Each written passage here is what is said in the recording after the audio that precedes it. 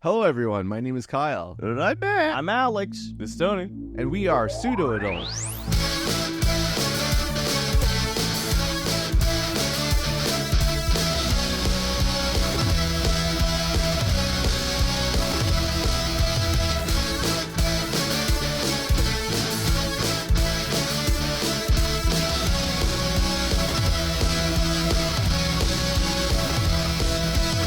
Hello and welcome to episode 210 of the Pseudo Adults podcast. We are here. We are four strong. We're forced to be reckoned with. Fantastic Four? Yeah. Whoa. Yeah. Four stick. Yeah. Quattro Fantastico. See? Whoa. And it's appropriate because it's our 400th episode. Oh, yeah. How time flies. We are 75 years old, and this podcast is still going strong, and it's always a pleasure. We got a lot of fun things on the itinerary today. We are fresh off I'm just going to call it a cherry dip social yesterday. I just need any backstory. I think we could. No, I'm just kidding. These guys were kind enough to hang out at my place yesterday with a few other people. We had a little get together. It's sort of like the last day of summer hurrah. Yep. Just kind of chill before, because now that it's fall, instantly too cold. Instantly. Yeah, so it was only opportunity. So we hung out outside. I think it was pleasant, not too buggy. It's like what summer should be, Yep. But then I've learned to appreciate September this year. I think I realized, when people want to be like, yeah, summer, it's actually September. Like, Yep. That's the summer I'm talking about. September summer. yeah, it's like when kids are back in school. No. Thanks. You're not like wake me up when September ends. Yeah, he's missing the best part of summer. Yeah. I don't know. Yeah, what's the logic of that? I don't know. Maybe because he doesn't want to file his taxes. In September? He's got to pay the late fee. Does he say summer's coming past? Yes. So he wants summer to end. Yeah, he's like, fuck summer. When September's over, it's fall. I want fall. Whoa. He's a fall boy? He's a fall out boy. Oh my God, he's been in disguise this whole fucking Whoa, time. it's like a Hannah Montana thing. I feel like we're in National Treasure right now. Yeah. We've uncracked the code. Yeah, no matter what, like, that's the truth. And that's kind of a simple plan. Oh! Good, Charlotte. Oh my God. It's all connected, guys. A conspiracy. Oh, the band conspiracy of the ages has been solved. Good work. Only took us 400 episodes. Yeah, thank God. I figured it out. Yeah. So amongst just having lots of healthy food like pizza and pretzels, also had Hot dogs wrapped in pretzels. hot dogs. That is, we literally had hot dogs wrapped in pretzels. Awesome. true. Yeah. Oh, that was a thing. I didn't even know it was there. Sorry. He went to the same room as us. There's no excuse. Okay, I had my vegetarian vision on, so all I saw was the pizza. What the fuck is vegetarian? Like Batman? It's highlighted for me, so like everything else just blurs in the background.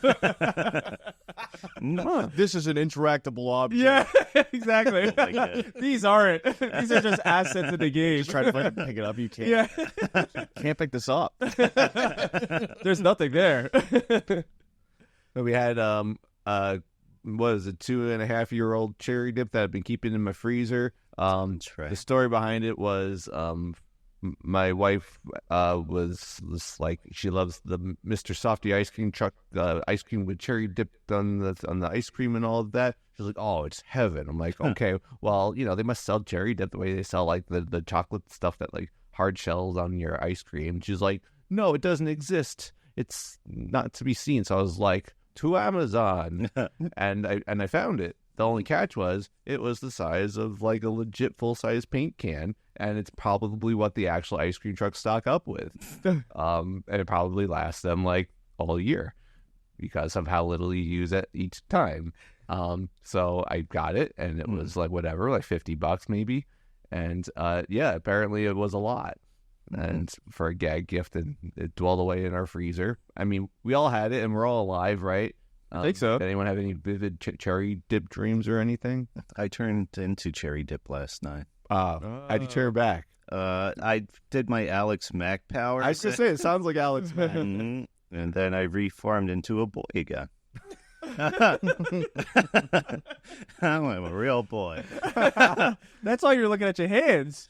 I'm like, I'm not cherry dip anymore. Oh my God. I found out that I am allergic to cherries outside of just regular cherries. So I am allergic to my dad. My whole life is like, yeah, as an adult, I became allergic to cherries, but not the jarred cherries, or like the little maraschino. Yeah, just like the regular cherries. So in my adult life, I had eaten a regular cherry because I had no problem up till now. And my throat started to close, and I was like, oh man, I can't fucking breathe, and everything's burning in my mouth. John's like, you're allergic to cherries. I thought that was the same deal as my dad now. So I'm running around like, yeah, I'm only allergic, repeating the same mantra he has forever. And when I had whatever that cherry thing was, my whole mouth was burning. No way, I almost killed you? No, thankfully I didn't die. I'm here. Wow. But yeah, my whole mouth is burning. But it was a good experiment, so... So burning mouth turned into cherry. I had no... Wow. Yeah. Some crazy effects there. I just dreamed I was carrying a ladder all night. Oh, dreamed of a ladder. To a cherry tree? Did you not have any? Did I not have any? I had. What a question. Did I not have Did I not have any? Now, I like I reflecting. remind you, you are under oath. Yeah. What was my dream? I had a dream that No, I meant did you have the cherry dip? I did have the cherry dip, That's all. which could have or could have not led to the dream where I was on the set of a Nathan For You kind of thing. Yeah, what is Wow. that is a weird dream. It is. And it was at a college campus and we were filming, and then but at the same time I was also trying to film like something for Space Zamboni. And then I was like, oh, but how do I get the footage processed for both?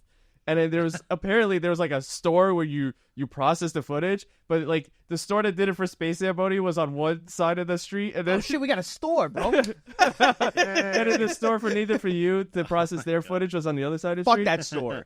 So I was like, oh my God, how do I do this now? I can't do both at the same time. That was my dilemma.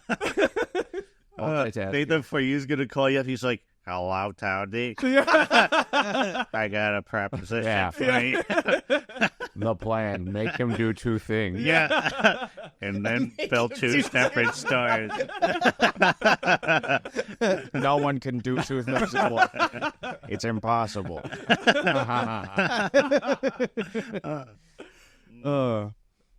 Best episode ever. Chicken cherry cola. Yeah, and you said nothing when he was first like, did anyone have any cherry jeeps? You're like, nah, not really. I didn't know if it was related to the cherry or not, but then I heard all the drink guy stuff. I mean, turning into cherry, burning mouth. Yeah, an allergic dream. reaction. Yeah. Allergic reaction. Yeah, so clearly Nathan For You is now connected to the cherry.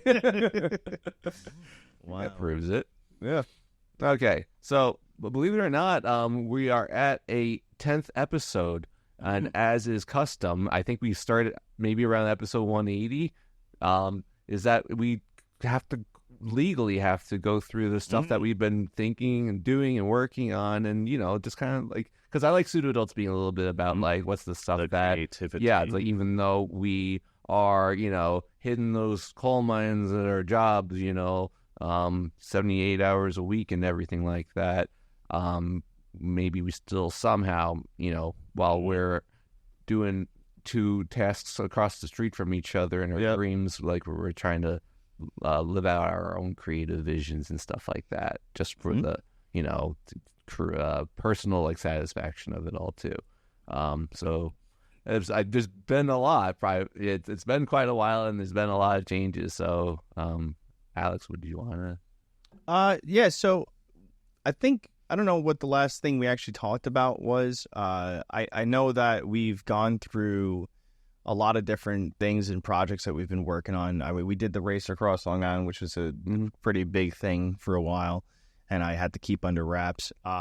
Then I definitely went into like this weird spiral where I was like, I can't do anything. I was so like overloaded with stuff for a while. Burnout. Like really manifest in a certain way.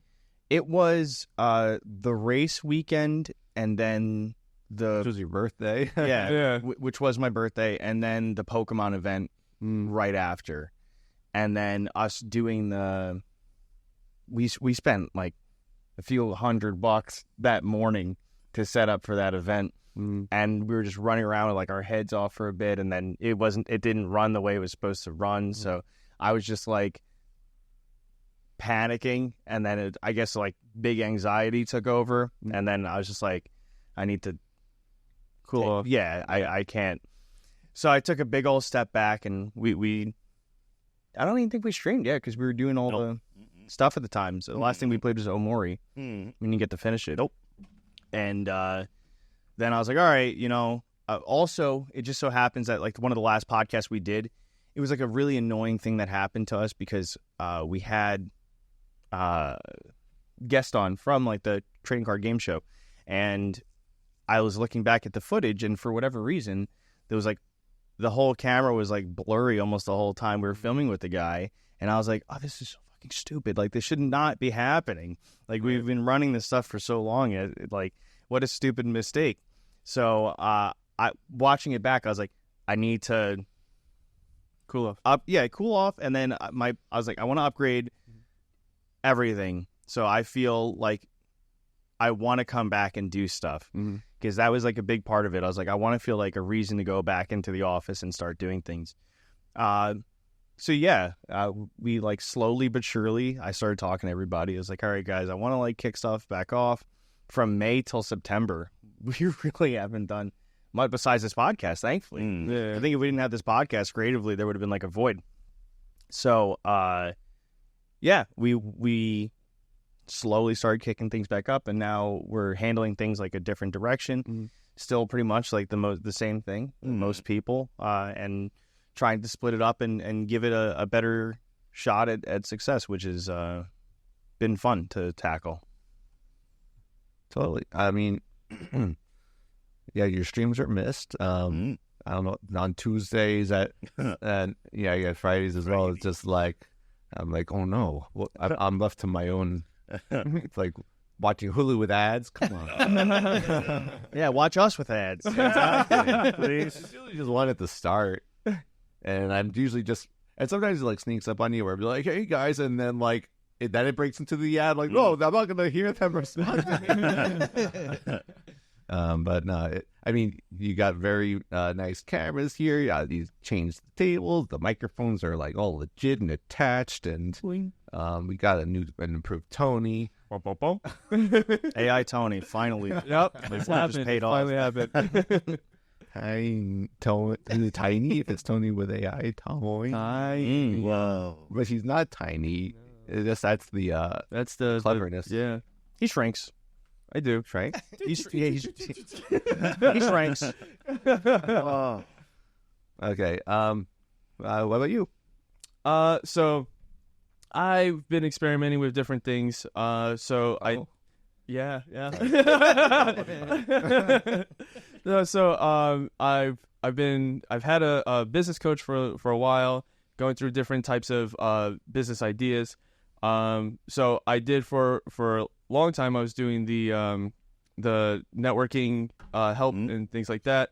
So that it could have led to a form of success, but I think the problem with me was I did not feel like I should be charging the amount that I should have been charging, because so I was talking to the coach and everything. It's like, well, for this type of thing, it should be like close to the $5,000 range for people to help people get the job and all this stuff. And then I was like, yeah, but the people that are reaching out to me for it, like that are responding to ads or to reach outs, they don't have that type of money, because that's their whole point. They need a job. So it kind of feels backwards. And the only other way to make it work would have been to work with this. I had reached out to this company that helps provide like a loan to people to actually do it. But I'm like, but then I'm doing the same thing as college, and which is what I'm completely against. I feel it's a scam, is that you're paying something to get you a job, and then they're going to go and take a percentage of your pay and all this stuff. And I'm like, I'd rather just release it for free. So I just sent the email out to everybody. I'm like, hey, uploaded it to YouTube. Everybody, you can just do it for free. And then some people responded back. We're like, oh, thank you. Thank God, blah, blah, blah, and all this stuff. So I was like, all right. So I'm not doing that anymore. So then the next thing was like, all right, well, I did get people to respond, and I'm still trying to learn marketing, so maybe I could do something on the marketing side. So I did get a client, and I was working with that client, but the problem was that the client didn't know what they wanted in terms of what they were marketing. So I built the website like 3 different times for the guy, and then I also built like 3 different marketing strategies and was going through each one, but each time he would change, it'd be like, oh, I don't know, I could do this. I was like, all right. So I cut it off. I was going to have one more meeting with the guy, and he didn't show up. So I was like, all right. I sent him a message. I'm like, okay, I'm going to give you your money back. If you ever need help, I'll just ping me. I'll try to help, but I'm done with that. So after all of that, I was like, all right, now I'm still learning marketing stuff, but instead of marketing for other people, why don't I just market it for the stuff that I do already, which is like the comics. But then I'm like, but I also want to add the personal development aspect to it. So I was like, all right, well, what if I made Outlaw Justice a comic storyline, but also personal development brand? So it's like, all right, you can go and you read the comics, but then there's also lessons to each comic, and then maybe there's like a course connected to it to teach you how to implement these things in your life, like the lessons, and do it that way. So I'm working with an illustrator now to illustrate. I want to try to at least get the first arc, I'll call it, done, which is going to be the first 6 issues. And then I have like I'm still, well, I have different aspects of marketing that I'm looking at. But so one part of it is you sign up for the wait list, you get the first issue free, and then start collecting emails in that way. So then I can start reaching out to them via email and start building a list. And then the other aspect of it is building up like the Instagram and things like that. And there's different ways of doing it. So I'm trying to look at all the different ways and they can connect. So I'm trying to figure out like mentally how they would connect so that it makes it easy to do without it being like something that would burn me out or something like that. Yeah.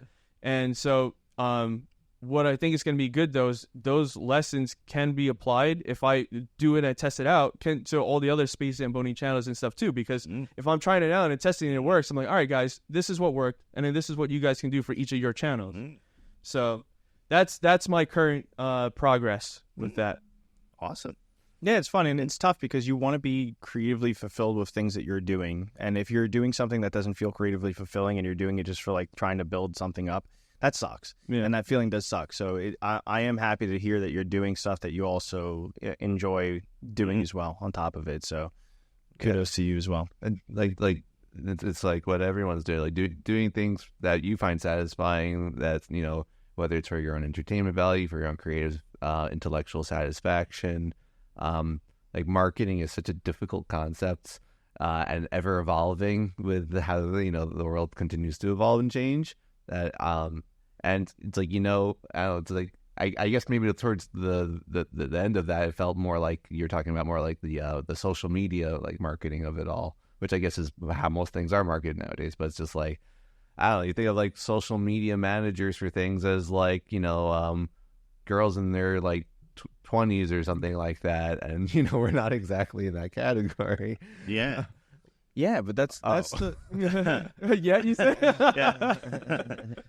That's why we need kids now, so we can raise them as girls in their 20s. Oh, I was just talking about getting a couple our of procedures, and then that's it. We can do that too. We could round robin going for the procedure. Then we could become Instagram famous, and then we promote our channels kind of like the Wachowski sisters. But AI exists now. Well, I don't even need to. We'd just be 20-year-old girl.jpg, and then we'll just talk and that sounds a lot. Although more that's the economical manager, than that my still plan. doesn't help us. Yeah, if that's the manager, what is that? It's still us. We need the brain. But what if we make it like what Iron Man has? What's this? The suit? Yeah, Jarvis. we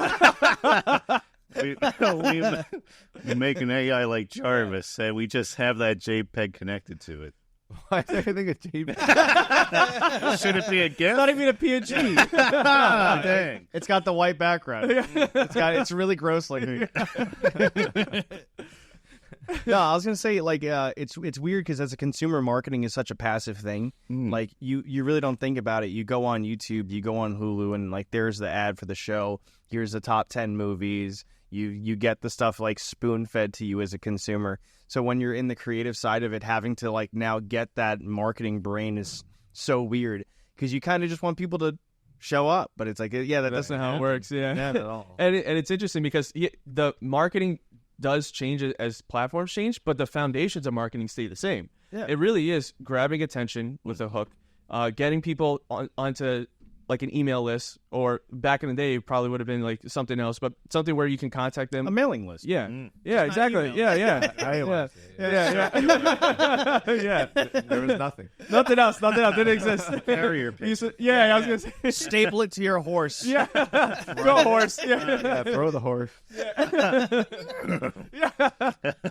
But yeah, it's like the same concept. It's just what changes is like the medium, but it's the same psychological foundations of how you're doing it. How do we start advertising through water? Through water. Yeah. Oh, we do Ripple ads. Ripple I ads, feel yeah. like that would be the future. Like we get sinks that produce our ads. You know, like Harry Potter and the Goblet of Fire, where he has to like open the egg underwater and hear the beautiful music. Oh, yeah. Yeah, we gotta have to like that, Just like that. but subliminal. Or we get, or like, Am I a good boy? Well, they don't want to know. They just has to be like, they go underwater and all of a sudden they're like Space Zamboni podcast. or eggs. If we watch our chat. Wow, I really want to watch your content. Come to our spa in Guantanamo. Oh my god. What were you gonna say? That was just advertising through eggs. That way, when you're making breakfast, Advertising. yeah, you crack an egg open and it makes the logo and a QR code in the yolk, and you just See, this is how I know scramble. I'm more the creative side, because you could shoot like some crazy shit like that, and I had a name for both those things. But in terms of getting it out there, I'm like, I don't know. We just touch the eggs. The execution of it. Yeah, the execution. Wow. Yeah. Dang. Fabulous. How do we get these eggs out here? I don't know. Fucking keep talking about it. Yeah, it's interesting because you have like the right side of the brain and left side of the brain. Like you got the logistics and then you also got the creativity. But it's only in combining the two that you're actually going to get anything anywhere. Because like build something doesn't mean people are going to show up. But also marketing for something that's not good is also going to be a problem. But see, that's the thing, right? That's why more than one person exists in the world. Because some people are so left brain that the right brain don't do nothing. What if both sides don't work? Well, Gianna had this test, and it was like it was left brain, right brain test. And she was right brain, and I was very left brain. I was like, yeah, that makes sense. Like creatively, I could do anything, but anything else, I'm like, Oh, okay. that's it. What can you?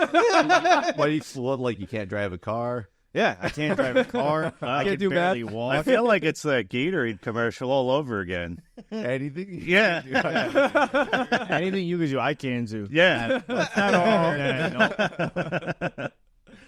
mean, it'd be cool to hear about just like the I don't know, the progress that you make as you continue to learn and I guess experiment, experience, whatever terms. Yeah. Vernacular, if you will. Syntax. Okay. Matt, any? You caught him by surprise. He forgot he's still a boy. Yeah. How's the progress? Oh, it still should be good. This table cooled down a bit. So now there we go. Wow. Yeah, what have you been doing, man? Just this for the past 6 months. Just That has been everything.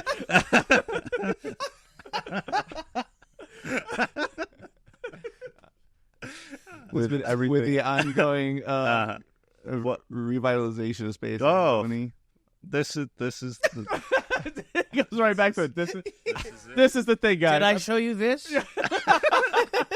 Have you seen it? Yeah. have you seen my hand? It's made it out loud. It's very impressive. Wow. It is. Matt is a creative and comedic force of Me, nature. I'm I comedic think- force of nature. Yeah, Wow. yeah. And I think you're always going to bring that to the table, no matter what projects we're doing. Literally. Yeah. I'm In bringing this it to the case, table. And my element of mist and sweat towers. Yeah, although if we are streaming and you just do this, I think The whole somebody time. would laugh. There's an audience for that. Yeah, there's an audience for the cold gotta find it. That's the table problem. warm We have no clue where hand. they are. Cold table warm hand. Yeah. That sounds like a great OnlyFans page. The like ASMR for the eyes, like it's like it doesn't make a sound, but it But it's visually mesmerizing. Look at it. and even the cameras probably can't see because like you're Because it's like a it ghost. might not be a It's here one focus, your second, cup might gone be the blocking next. it. Yeah, do it right here. Oh yeah. Let's get that hand on the table. All right, and then The audio the list. reveal. Yeah, no, you can't fucking see that. Make me look Meanwhile, like there's going to him. be like gross handprints the whole rest of the podcast. Let's just start breathing on the day. Nice table. Oh no, the only thing that we've been doing is working on another comedy album. Yeah, The emo album. yeah, yeah. So I mean, there's been music stuff. I guess it was kind of funny because we used to do these like every 10 things, and I'd be like, "Oh, my Flowers and Cheat Dates album, it has a title. Oh, it's got artwork. I'm finalizing it." Well, yeah, I mean, of course that happened and everything, but like, I have since released a 4-song EP under the Asymmetrics artist name one, called This Must End, and there's songs that also worked on like the latter half of I guess like the prior album, and it was just sort of learning to appreciate the electronic, the MIDI elements of production. It's sort of like from being 17 years old in a band and trying like finding out that your keyboard can make drum sounds and trying to record drums with a metronome with a fake thing, and then you find out that like, oh, your program could do it better, and you're like, program drums, boo. But then at some point you're just like, no, program drums is good. It's miking up a real drum set, and traveling and doing all that process is a lot. So it's just like, so it's like I learned to appreciate that part of it, and then taking it a little further to find out like all the various like like cool arpeggiated synths that you can make, and it just like kind of breathes life into your ideas, makes them sound very unique, I thought. And so I released just 4 songs that kind of use all of those elements, and I think it's unique sounding.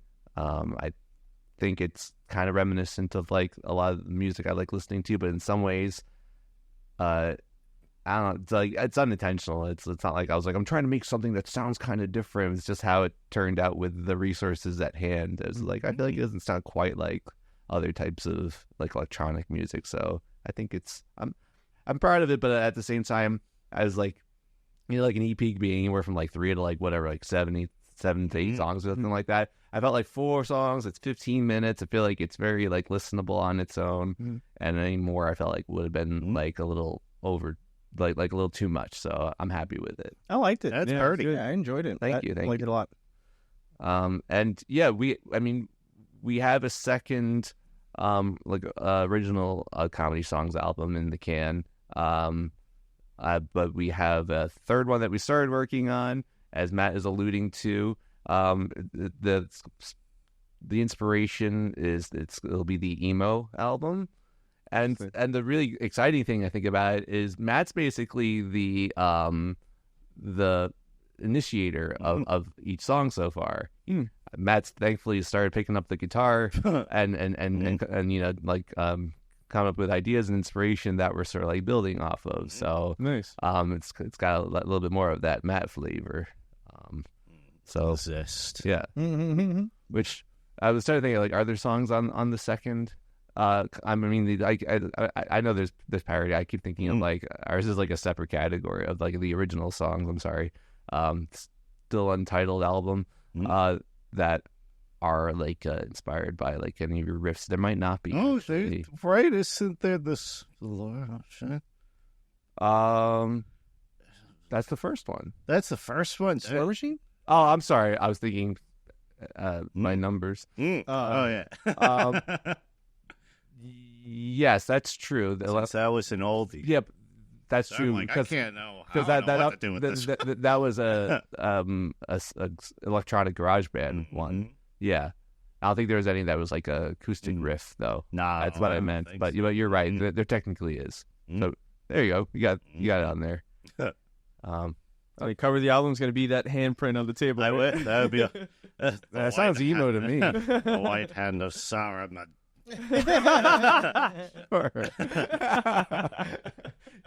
Why not? You get the say. Oh, Just pay it all to the heirs of Lord of the Rings. Okay, so cool. So it sounds like there's a lot to look forward to, a lot of exciting things going on. All right. So where we last left off from episode 209, we went through a bunch of the movies and shows that we had checked out. There's been a few more that have come along since then. There's a new Marvel show. Is there any particular place that you feel inspired to begin? You're like, I just gotta get this thing off my chest. oh, You're not going to save it? Oh, yeah. Yeah, there you go. This might come up later. Oh, For the audio listener. you know that scene from SpongeBob? Yeah. That. Yeah, that's what happened. No, it's all right. I got that. Why not? Okay. it was her all along. It's Agatha. 2 episodes, right? Did yeah, 2 everyone episodes. watch them? Yep. Wow, look at that. We're all up. So Wow. I guess it'll be a spoiler warning then, since we don't have to hide anything from each other. True. Okay, so spoiler warning, Agatha All Along, just the first 2 episodes that were released so far. I thought it seems like a competently well-made show, and I think I am interested in seeing where it further goes. I'd say I like it so far. Yeah, I was pleasantly surprised. I did not expect to like it. But no, yeah, it was a fun ride. You watching it like arms folded? Okay, you're winning me over. Yeah. Slowly uncrossing them. Yeah. He sees her ass. He's like, Okay, yeah, she's there naked on the street. naked girl. All right. I'll let my guard down for now. I see you trying to relax me.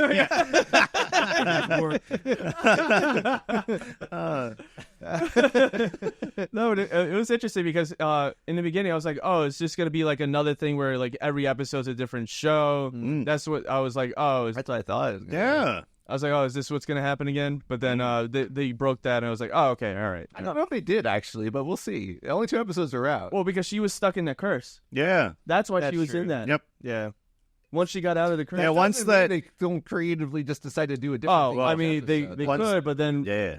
Because episode 3, they're set off in a very different type of situation, and they can make a very different genre show. But then what would episode 2 be? Episode 2's out. Yeah. No, I'm saying, but what would that? What would you consider that? Team building. Yeah, team 40 building minute Wizard of song. Oz. in a house with thing on stairs. Down the witch's I don't know. road. It's just- Yeah. Down the The witch's singing road. Yeah. Footy's toy review.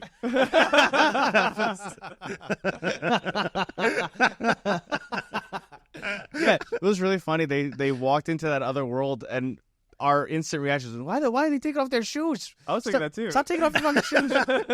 Don't take off Yeah, kitty well- shoes. Leave it on, please. Please. I watched one of the like the Screen Crush analytics or whatever you call it, Yeah. and they're just like it's in the lyrics. Like they didn't have to put it in the lyrics. Like Oh. like you gotta have a barefoot down the witch's. I don't know. I didn't realize that. That's wild. Man, Wow. that's crazy because they sing that song for 40 fucking Yes. minutes. And I didn't hear any of that. Yeah, no. That's all I heard was down. Where are we going again? Yeah. Down. Which is crazy because they made it seem like they've been down this road before, right? But then they were expecting a regular door to appear in front of them, but then they didn't look down. Yeah, because it definitely sounded like they did something with the witch's room before. Yeah, they've tried to walk it apparently, right? Agatha said she did, I thought. Yeah. And then she's like, it's all because of you. Yeah, which also was strange. That was a little Batwoman-y to be like, oh, yes, well, she actually got us here to siphon the powers. Yeah. I was like, why do that for 3 minutes of, not even a minute of plot? Just to, JK, here's the door. Yeah. You didn't even need it. I want Kitty to be the strongest witch. That'd be great. That'd be hilarious. Yeah. She kind of makes the show for me. She's just one of my favorite actors, I think. She is. That She's she so just funny. adds such a level of charm to it, and like and she's playing the same. She is she's Foreman. Kitty Yeah. Yeah. And she's just so giddy and just like I don't know. I loved when she was like, They'll probably kill him brutally. No. I love when she was like, am I supposed to know the lyrics to this? Yeah. Yes, that was so funny. Yeah. But remember for like San Diego Comic-Con, they like made them all like march out and sing the song like a bunch of like, now you get out there, Really? you perform. What? And she was amongst them performing it then. Wow. I didn't know that at all. That's crazy. But they did each different like upcoming project that they wanted to talk about, and when they did Agatha All Along, they just straight up like brought out. They whipped them. They're like, just sing the song. Take off your fucking shoes. It's in the song. We paid the Frozen people to write this. Sing it a lot. Oh my god. I remember us turning to each other and being like, this is a long song. Yeah. I did that to Rachel. I was like, this is a long thing. Yeah, I like that. That's all where our brains went to. We didn't even worry about the lyrics. If it was a short song, everyone would do it though. But this song's like 4 minutes. Yeah, this one takes dedication. Yeah. It was a good like chunk of the episode. Yeah, it felt like. it was like a Led Zeppelin song, like a Pink Floyd. Yeah. Well, it's funny because, like, episode 2 is just driving around a bit, picking up people, and then singing that song. Yeah. That's all episode 2 really is. Yeah. And that guy, whose name that we can't hear because Oh yeah, Warlock, yeah. oh that's whoa. what now? What? That's Scarlet Witch's kid? That's what the the internet- that's the theory, yeah. I mean, I don't know how it wouldn't be that.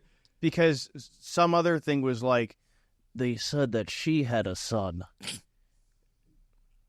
So What other thing? What was the other thing? I was some website was like Agatha. They said that she had a kid.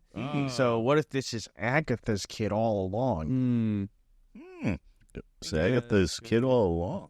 Yeah, but it'd be neat if it's actually One of something her that neighbors matters. just Yeah, it's something that's like actually related to the comics and Brings Scarlet Witch back. Yeah. It seems like that's what everyone wants, and they're hoping that this show is like the building blocks of doing that. It was really funny because was it John and Olivia were watching the show with us, and for some reason they couldn't figure out if this show was a prequel or not. And I was like, "It's not a prequel." I'm like, yeah, it's a sequel. I'm like, what makes you? Why? Why is?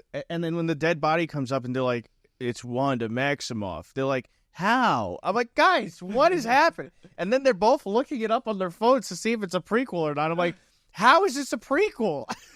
well, so Rachel thought it took place at the same time as WandaVision because of the curse. Because we forgot how it ended. So where she was stuck in the curse by herself. That's why it was like, oh, okay, does this take place during that? Because this is still making like those show things. But I was confused as to why Wanda's body was there if she was dead. Like they moved her body there. Like I don't. No, I understand think that. it's just a thing to like show that Wanda's now dead, and it was not even actually her body. It was just to be like, Wanda's dead. Okay, You got to break out of this curse. There's no reason you should still be in it. gotcha. What I didn't understand in the first episode is why Aubrey Plaza's character shows up and is like chummy and telling her she's making a marga wrong. You guys see those commercials? No. Or, oh my god, I can't. Every ad break, it's her being like, "I'm like a margarita," and then he breaks out the margarita mix, and she's like, "That's a marga wrong." Oh, Go shatter that bottle and stab yourself in the neck. Oh with my it, God. you loser! I gotta see this commercial. Contra or whatever it's called. What trip? Cointro? Did I say a bad word? No, Oh, I'm joking. I don't know. It's like everyone knows Contra? a margarita. Contra? No, like the game. They- with they- the they- the vampire. Yeah. Margarita is tequila, the contemporary, and lime. And like, so that's margarita mix, just without the lime, but whatever. Oh. I digress. So Aubrey Plaza, when she's not telling everyone they're making margarongs, she shows up and she doesn't try to kill Agatha. She's just there, but then she tries to kill her a little later. Mm-hmm. Yeah. She sure does. Oh, yeah. And stabs her in the neck so or something. I thought they were. And hands. She's like pretending to be like her police chief or something, but then then they kind of like, now you've snapped out of it, so now I'll try to kill you. Yeah. Also, were they banging at some point? Because I was confused as to what the relationship It seemed was. like it. Right? It would seem like the typical, like, erotic relationship between two same genders where they fight first and then they love later. Yeah, They're witches. Don't they run around naked and put broomsticks up their vagina? that's true. That is the general rule. That's lore, no? Yeah. Yeah. So, I mean, they got along at least enough to do that. I guess so. Rachel said that a lot of people said that character that she plays was a lot of people's gay awakening. Whoa. Like a lot of girls' gay awakening. Agatha? Which who? Who? Now? Yeah, like the what do you call it?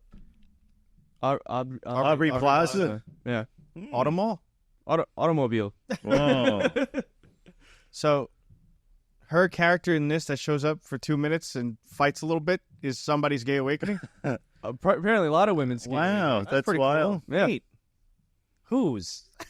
I don't know. Rachel was the one with the facts. She's not here right now. That's true. I want this. We didn't realize it because we were making out the whole time, that so we makes missed sense. the fight. That makes Because sense. that boy was our gay awakening. Oh my God! How old's that boy? No, I'm just saying. The actor. Yeah. How old's the actor? I think the actor's Like 53. Aubrey Plaza? I'm talking about Aubrey Plaza. No, now they're talking about Warlock. Maybe. Maybe Warlock. You need an asterisk after that. the boy. Yeah. The boy. Yeah. The boy. The man. Yeah, come along, boy. Aubrey Plaza said that the end of this show is going to be an explosion of gay. Whoa. Oh. My gay awakening was when those like masked guys came out and then they multiplied, and I was like, now this is an orgy. Yeah. Yes, queen. Yes. And then, what's his name again? Maybe Warlock. Maybe Warlock just looks out the window and is like, oh, boy. This is happening. Down. There down the shaft. There they are. I'm interested to see where it goes. Yeah. I mean, did any of you watch Parks and Recreation? Where Aubrey Plaza was like, it's her breakthrough role. Catherine Hahn was in it as like a reporter or something like that. And it's just weird that like What happened? Comically loud. that's what sounds, That's why I moved the mic. that's what it sounds like when you're blowing the predator. It's very slick. I don't know, something's silent but like Silent but deadly. deadly about it. Yeah. Way to stop. No one ever tried that on him. It probably would satiate him to the point where he'd be like, I finally did it. That's either they kill or they come. It's one of those. that two, and sounds- then they- That's like a tagline right there. Yeah. We need to make that version. Predator, killer comes. Yeah. Oh, we have the sound bites. That's what we Sexual predator. Uh-oh. yeah. In summary, Agatha All Along episodes 1 and 2 seem to be pretty cool. Yep. It's not like I think my favoriteest thing in the world, but I think it's the show worth continuing to check out and see if episode 3 is just straight out the Wizard of Oz. Seems like, right? They're Yeah. walking down that road, down the beach. Down. I'll still say my theory is each episode will have a different. I don't know. Yeah, I'll just come in and be wrong. It'll just a different genre of either campy versus horror-y, whatever. But they'll try to just sort of make it natural to the plot instead of trying to be like, oh, because there's no more Wanda curse thing going on for now. for now. That there's plenty of witches. There are. Yep, they're witchy and I'm bitchy, so that's what's happening. Okay, okay. It just feels weird to go from that to a very different topic. So how about from last time we had Interview with a Vampire, seasons 1 of 2 specifically. Yeah. Oh, the new one. Yeah, the new one. Yeah, the one with the guy from the Unsullied from Game of Thrones. Oh. Yeah, he's one of the main vampires, if I remember correctly, from the shots that I've seen. I'm like, oh, I keep forgetting that's a show. I'm thinking of that. He'd be a good vampire. He's cool. Yeah. But yeah, Was so it cool? I don't know which one he plays. I was gonna say. Yeah. But yeah, basically it was so Rachel put it on because when we were in New Orleans, they were filming that there. And so we saw like the house that they were filming at and everything. So then and now she's doing like like she's reading the book. So she put it on and we watched it, and it seems like it's like the person who interviewed them before, but now he's come back. Now he's like older and he's like dying and stuff. And the vampire's like, oh, I want to redo this interview the right way or something like that. So then he comes back, and now it's him interviewing him, the vampire again, but going back and talking through the story. And there's parts where like the guy who's interviewing is like, well, you said this before, like now you're saying this. And then he goes to explain like, yeah, well, at the time I thought this. So it's like the memory is kind of like, like every time you recall a memory, it's like changed, it's different. So it's almost like him going back to telling the story. It's like their clever way of like rebooting it is by saying like, oh, it's just him remembering it differently. Because remember, That's he's interesting. yeah, and I didn't think it'd be like that at all. yeah, and because he lived for so many years, it's even more of like a cloudy thing for when you're trying to remember something. So that's how the story goes. A lot of it, like I felt personally, was more of like the relationship between like those two vampire guys. Yep. And I was like, oh, I was expecting more like, I don't know, like a plot kind of thing. But it was more like, I guess, like a romance between those two vampires. That's how they played it off in the book, from what I Was it? remember reading it. Yeah, it was more of like them and having their relationship kind of thing because they're coupled. Yeah. Because he did turn him and everything. Yeah. So, yeah, I guess I don't know. For me, it seemed like it was more like a romance. And I guess that's what it originally was. Maybe I could be wrong. It was a while since I've read that book. But that's how I remember. I was like, whoa, this is a little more spicy than I remember in the movie. Some people's awakening. Yeah. You waking up all over the place. Yeah. You got witches, then you got vampires. Oh, yeah. It's all over. Awooga. Now you just need werewolves. Oh, aren't they having the wolf man or a wolf something come out? Yeah, I think Are it's they? called Wolf something. Yeah. Oh, wolf something. And then they've got Night Bitch coming out. Night Bitch is coming out. What is that? Oh, well, Amy Adams turning into a dog, but we'll get there. Okay. yeah. All right. What? We're getting there. Okay. No, we'll get there later. Oh, That will cover our Wolfman Yeah, for yeah. the day. Yeah. Once it's out and we watch it. But yeah, so we finished it. I think it's on Netflix, the first season, but apparently there's another season. I didn't see it because it's not on Netflix. But yeah, it was interesting. Is this old or new? I thought it was fairly new. So I is think season it's 2 like fairly new. airing now, but not streaming? I don't know, honestly. All I know is that there is a second season because Rachel's like, oh, there's a second season, but it's not on Netflix. Yeah, because that's Netflix's usual MO, right? It'll air and then like in a year it'll be out on Netflix. They're showing you on Netflix. I thought it's Amazon Prime. It's an AMC show, so Well, that's what you're saying. There you go. So they probably contracted out to them like later. It was kind of May to June of this year. Oh. There he is, Oh, holy cow. the Game of Thrones man. Which one's the Game of Thrones guy? The Unsolved. Oh, that guy. Okay. Yeah, he's like the main guy. He's the one they're interviewing. But yeah, Oh, that's who he's interviewing? Yeah. Wow. I like that guy. That guy's cool. Yeah. The sound was everyone for Game of Thrones, dude, got to be in like starring roles. Yeah, but it's a very toxic relationship between those two characters. Very toxic. Yeah, they're always fighting each other. Yeah. Very toxic. Do they like bite people? Yeah. They hunt together. Yeah. Oh, I thought they're just like constantly like being interviewed, and they're just like verbally like fighting. Nah, Verbally abusing Lestat's each kind other. Lestat's usually know like very aloof little. and out and about after a while because he kind of like breaks up with Lestat. He's like, I leave you. And then he does his own thing. And, well, I forgot his name, though. Lestat and the other guy. Yeah, the other guy, the Unsullied man. Yeah. What was his name? God damn. Right? Lestat's the only name I remember too. Because Lestat was the coolest. And he was Tom Cruise in the movie. Louis de Oh, Point Louis. du Lac. Yeah. Oh, that's so memorable. How do you forget? The bag. Hey, Lestat. Yeah. That's all. I like that Lestat sounds like, what's that? Yeah. What's that? What's that? Lestat. What's that? Lestat. That's what everybody's saying when he creeps up on you. What's that? What's that? Lestat. Oh, my God. But yeah, and Louis, like he doesn't. Louis Vuitton. I don't. Yeah. In comparison. Yeah. Lestat and What's that? Louis. Louis. Yeah. Can I do that? Yeah. But yeah, for Louis, he doesn't like eating humans, so he'll try and do it like with animals and stuff like that, which makes Lestat even angrier because he's like, you want it to be a vampire, you got to eat people, and so yeah, there's like that. It's a very toxic relationship. Is there like a?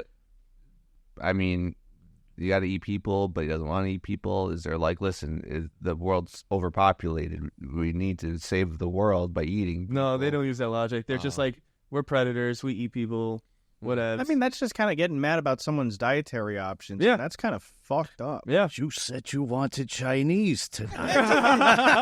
Are we getting Chinese? Oh. Yeah. No, but and then they introduce what's the girl's name? Monroe. No. Oh. Chloe Monroe. Claudia. Claudia? Yeah. Oh, it's Claudia? Wow. Whoa! You were super close. Just like Chloe. You're the same Monroe. person. Chloe Monroe. Monroe is Claudia. Wow. Yeah, but they introduced her, and then she. I feel like they made her a little older than what she probably was in the book. Take that. But it's interesting to see her dynamic with him because she realizes right away, like, bro, you're in a toxic relationship. Like immediately, she's like, bro, Get out of there. get out. Yeah, because at first they try to treat her like a daughter, but then she's like, the whole thing with her is that she's pissed off because she'll never go through puberty or like she's frozen yeah, at she's that frozen at age. that time. Yeah, That sucks. yeah. And it's like she tries to have a boyfriend, and the boyfriend's like, "No, you're too young," and like, yeah. So it's like, Boyfriend. yeah, To not be the boyfriend. yeah, Hey, yeah. So, but it's interesting to see like her thing. I think when she came in, it was more interesting to me because now it's like it's not just a relationship; it's like there's something else going on. But it's still a lot of it is that relationship between Louis and Chloe. and Chloe Monroe. and Chloe Monroe. When does this take place? So the interview takes place in modern day, Oh. but the Oh, it's like the end of When Harry Met Sally. Yes, and then we found. I guess so. Yeah, sort of like that. Okay. Yeah. But there's a plot that moves forward in the modern time too. Oh, and then they go out and they go grocery shopping. They're like, They order from their Amazon. yeah, why don't you ever Fresh. get the fresh human counter? Mm. No, yeah, but that so That's how it should. yeah, just go on Amazon and be like human, right? Yeah. This is the world that they're living in. Absolutely. You think any of these vampires go into IT? That was just like, do you think none of them do? I see you holding back. Yes.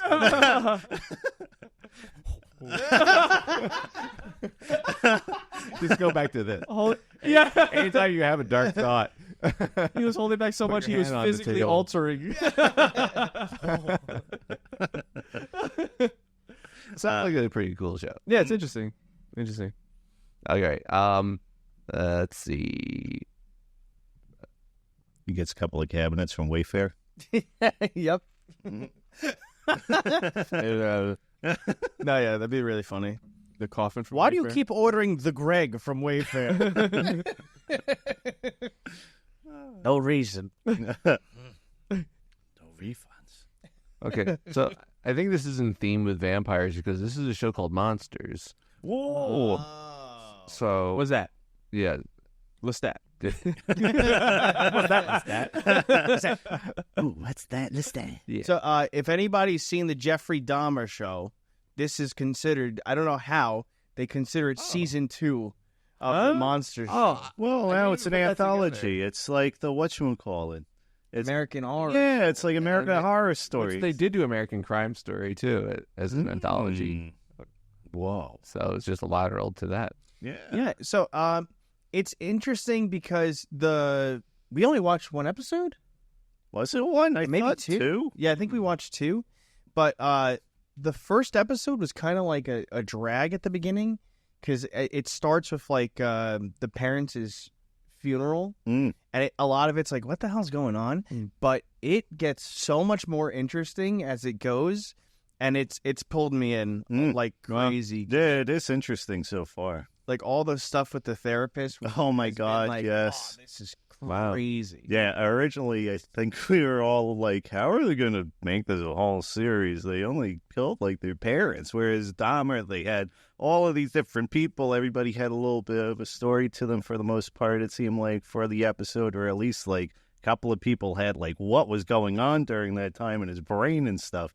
And this one is just like, oh, all right, these are just a couple of knuckleheads that Oh, Get rid of their two parents. sons or something, Mhm. and for they don't know if it was for the money or for what's the other- revenge for like abuse. Yeah, I saw a cool ad on TikTok. Rachel was showing me where it was like, it was advertising that show, and it was saying like, oh, they killed their parents or whatever, blah blah, and then it's like choose which one. And it says for money or for I forgot what it was, fear or something like that. And depending on which one you clicked, the ad would represent it in that way. I was like, oh wow, that's pretty Whoa, cool. that's wild. Yeah, That's weird because the show does not do No. that. No, the show's like, yeah, they watched one episode of Looney Tunes and they wanted to kill their parents.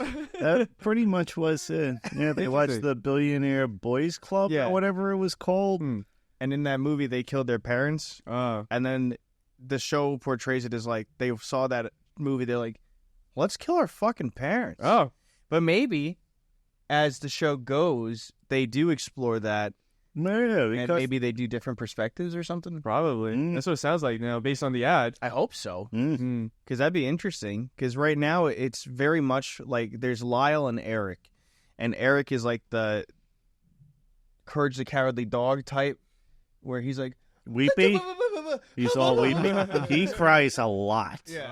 Has a way with words. oh yeah. And he's very much like, I killed my parents. Let me tell my therapist because that's how upset I am about it. Even though he was the one that watched the movie and was like, this seems like a good idea. Yeah. Oh. I also think these brothers are intimate with each other. Oh. You do get that sense about it. They're quite nudie on the Netflix artwork. And they are like literally on top of each other in that picture. They're like, Yeah, so Matt, we saw Agatha all along yes. before it. And she got naked in that show. Right. So Matt, from the Netflix poster, he's like, we better see these naked boys. I was like, when did they get Yeah. naked? Yeah. And we're like, ha, ha, ha. And then they're naked like a bunch. I don't know. So far, it was just that one time when they were in the bed. Three times? When was the third time? 3 times they show like passive. And you like, may have only seen one episode? yeah. But it's a few times where they just passively show them like half naked, very Oh, naked. well, yeah, with or- their shirts off. Yeah, they're with their shirts off exercise, and then they're in the bathroom together talking about their plan about murdering their parents. Wait, they're naked in the bathroom? Well, one of them is, and the other one's sitting on the toilet seat pretty much watching the other one shower and discuss the plan, it seemed like. And then he comes out and he dries his dong off. And That's, yeah, that literally happens. and then the third time, okay, yeah, when he's crying in the shower after killing the parents. Yep. Oh. So, yeah, so far there is like the one semi-nude the two semi-nude with the towel, and then the fully nude but no dong showing. Yep. So interesting. I mean, as brothers, the only time we've ever done anything similar to that is like one of us will pee and we'll still talk to each other, but one of us will face the wall. We turn in the corner. Yeah. Face the wall. It'd be like a creepypasta. We Yeah. just look in the corner. Yeah. If anyone were to come and see that though, they'd be like, "What the f- is going on?" I think that they'd be like, "Oh, thank God he's not staring at his cock." That's true. If you did, nobody would judge. Unlike the judge. Menendez brothers over here. Yeah. Watching Dawn. You know what would kill our parents? Yeah. That thing, if they choked on that. Oh!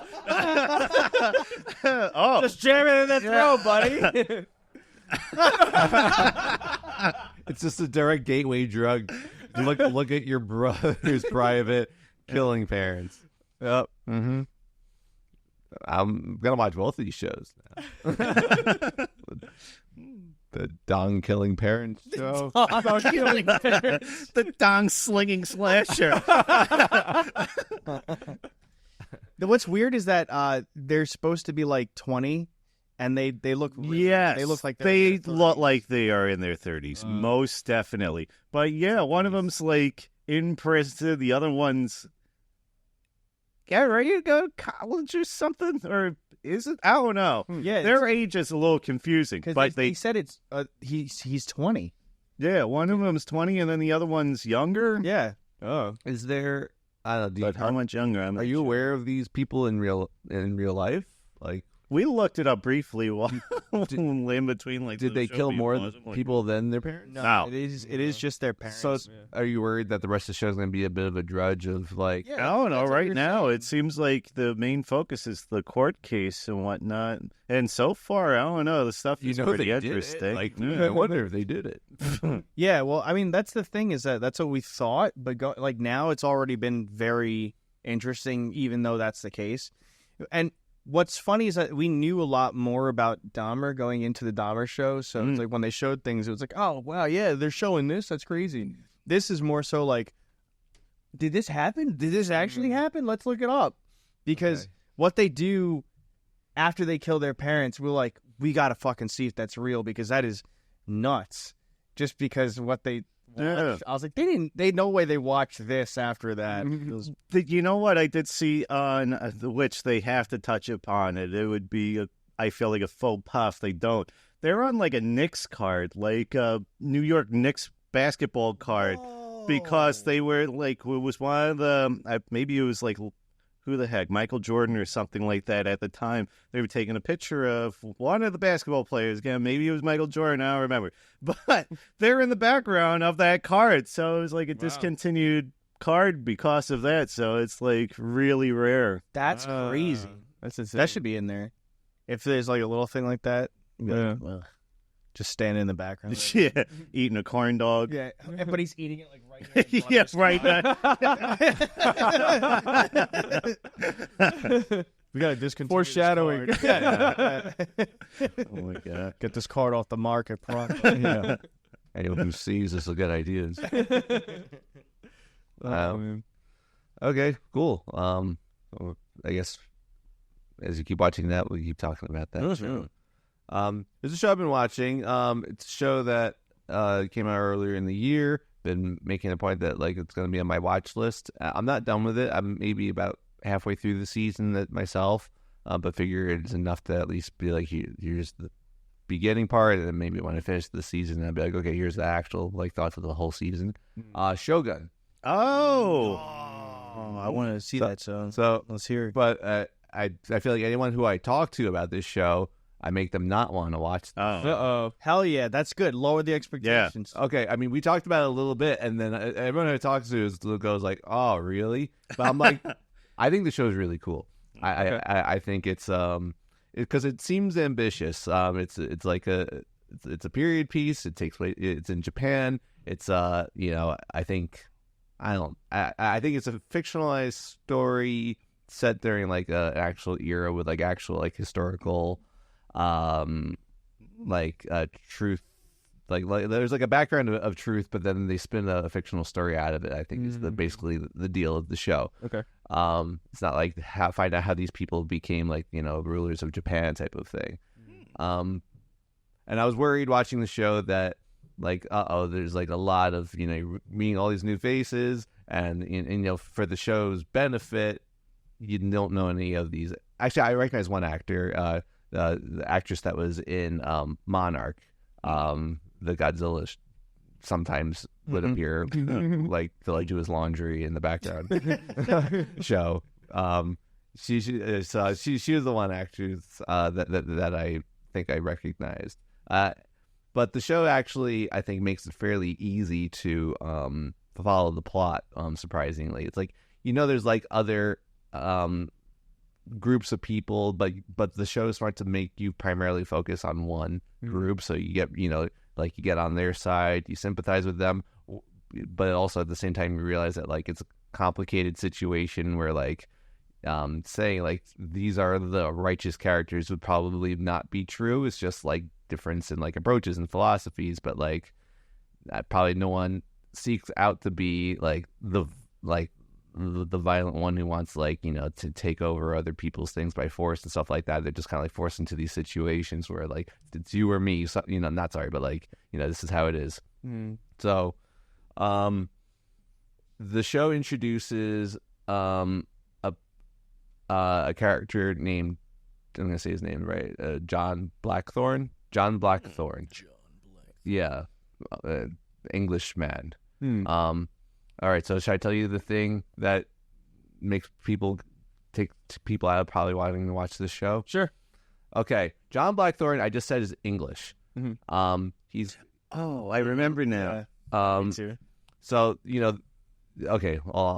We'll circle back to the reasonings, I'm sure, but he's dealt with like war against Portugal, the Portuguese, and I think as a result, he speaks Portuguese. Okay. And there's other, and there must be some historical significance, like the Portuguese trade with Japan. There's a few people in the show that are like bilingual. They're the translators with Portuguese. Okay. So John Blackthorne shows up and he's speaking in English. There's no subtitles, and they say, "Oh, you speak Portuguese."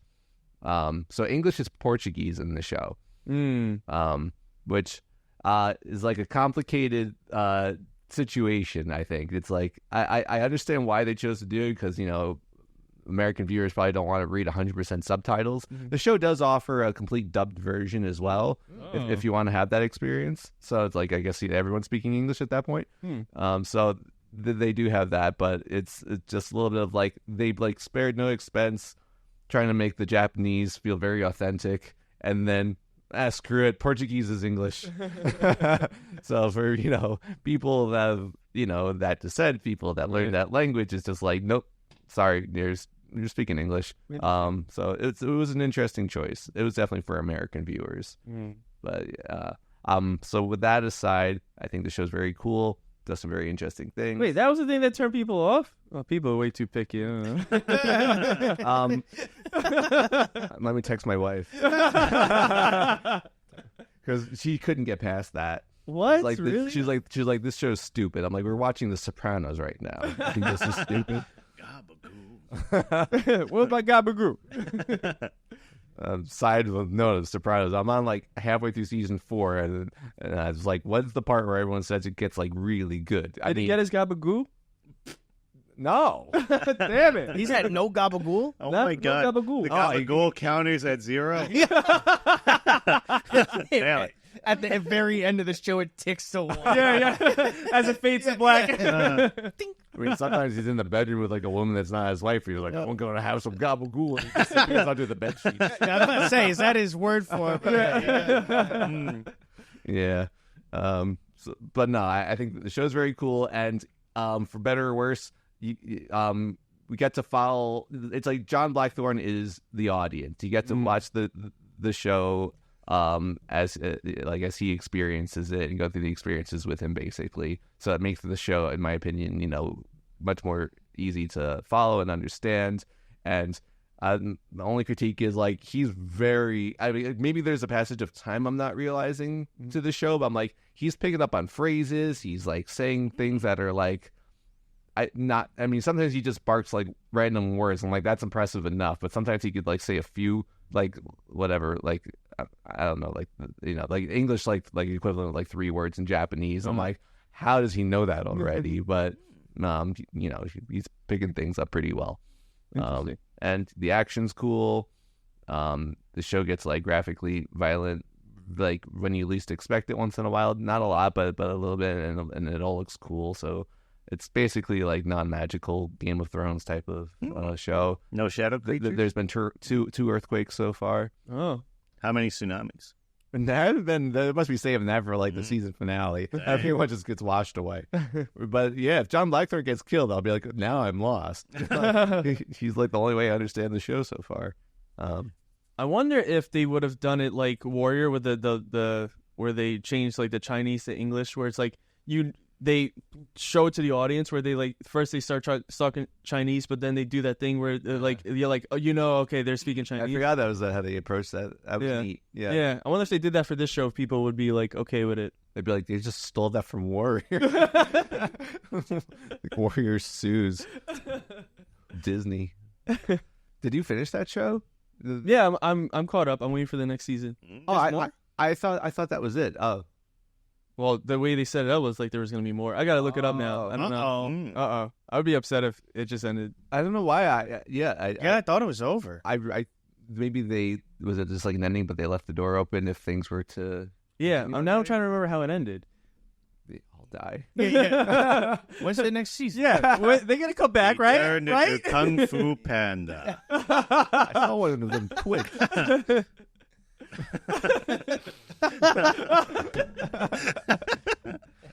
Anywho. Oh, really? Yeah. Yeah, the sweater we got. We're getting damp. We're doing the hand on the table thing for the audio listeners. Yeah. The hand on the table. That hand. It's basically the Titanic scene in the car. And and on the window. Yep. Okay. All right. So, you watched Batman Cape Crusader? Yep. Wow. The whole thing. You watch it? No. I haven't watched any more of it since we last spoke about it. Oh, I was going to talk about it once. Okay. Just like we did The Boys. Say I'm going to watch more and never do it. I still gotta watch more of The Boys, though. Just like how you say, like, oh, we got stuff to watch, but we're going to get around to watching Batman Cape Crusader. We're like, sure you will. And lo and behold, you watched all of it. Yeah. It's because I was like, Rachel, we're going to finish watching The Boys? She's like, yeah, but after Batman Cape Crusader. I'm like, that's a whole new show. Oh, so you haven't finished The Boys? Yeah, same boat. The Boys. But no, it was good. It was they definitely change like characters. Like Harley Quinn was a completely different type of character than I expected. She was still smart. Like she had the degree in psychology and stuff like that. They even make it so that like she was the therapist for Bruce Wayne. Whoa. So which was cool. Joker's not around. There's no Joker. Do you see what I mean by they show Batman a lot more standing around when in the old show he'd like disappear? In this they'll show him like shimmy out of the way. So in the first episode, yeah, but in other episodes I've seen him like he's not here really. Yeah. Just like we gotta have him there. Yeah. Did you latch on to any of the things that we talked about in the first 1 or 2 episodes? The nodding where he kills those people at the car. Oh my god! He straight up like the car comes out of nowhere. They go flying when he hits them. And the nod. Like there's certain things that just like that couldn't have just happened on the Batman show. And the thing in episode 2 where the guy escapes from the window, Batman is just like waiting for him to notice him, and then he notices him, and then he chases and he gets away. I hope. Yeah. Are there more things like that? We're just like trying to think. Can't believe Batman did that. I'm sure there is because there is something. Even the way he treats Alfred's kind of like effed up. Like Rachel's like, why is he treating Alfred like that? I'm like, this is a different Batman. It's not the No, it's because Alfred's fat in this. What? That's why he treats him rude. 100%. He's like, you let yourself go. You're not a real person to me. Oh my god! You mean nothing. Oh my god! The penguin's in the Batcave. Oh wait, it's just Alfred. The food's supposed to make it to me, Alfred. Damn. And he's like, I wish you would stop talking to me like that. Like, You make me eat my feelings. He doesn't even call him Alfred. He calls him Pennyworth. whoa. I don't even acknowledge your name. Told you, Fat Man Bad is in all of media. Fat Man Bad. Batman good. Fat Man Bad. Yeah. Fat man raises his hands to eat a big hoagie. Shoves it in his face. But Batman has character development, which is, so like that's part of it. Him with the Alfred stuff. There's a part where with Harvey Dent where he like, so Harvey Dent goes through it, right, because of the whole election thing. Then eventually he does get the acid thrown in his face, to do the whole Two-Face thing. Oh, whoops. So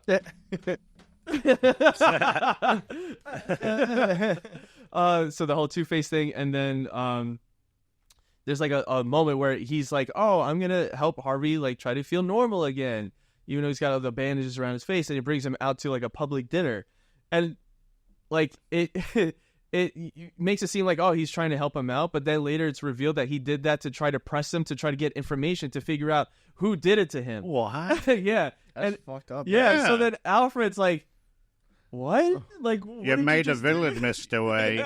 He's like, shut up, Alfred. Eat another sandwich. Pennyworth. Yeah. Shut up, Pennyworth. I do the investigating. You do the eating. Yeah.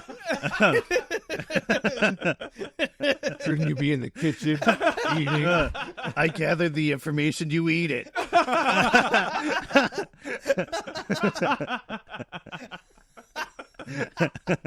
Damn. So he sort of like is manipulative. Yeah, so like that's part of his story arc too, is like him trying to learn to be more like human in a sense, because it's like his whole thing is just the mission. I don't care about anybody else. I don't care about anyone else.